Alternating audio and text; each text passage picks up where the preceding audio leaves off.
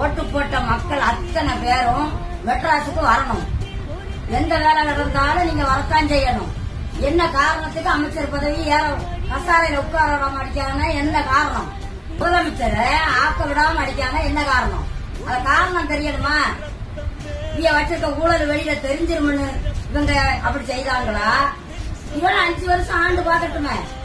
இவன் நல்லது செய்யாட்டா இவனும் இதே படிதான் ஆக பார்ப்பான். அவங்க எனக்கு புரிஞ்சுக்கிடவே மாட்டாங்க. புரிஞ்சுக்கிடணுமா?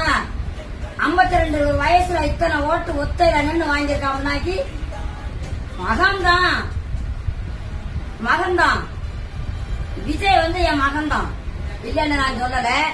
இருந்தாலும் நாட்டு மக்கள், தமிழ்நாட்டு மக்கள் மொத்தம் ஓட்டு போட்ட மக்கள் எல்லாரும் நீங்க வரணும்.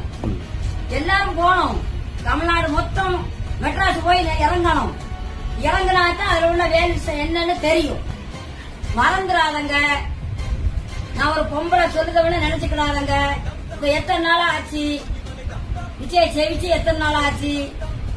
108 வாங்கி மறுபடி 4, 5 அங்கையும் வாங்கி இன்னும் எடப்பாடி இன்னும் வரமாட்டோம்னு சொல்லி ஊரான் சொல்லி கொடுக்கறதெல்லாம் கேட்டுக்கிட்டு இருக்காங்க. காரணம் என்ன காரணம்? வகுத்தரிச்ச போறாம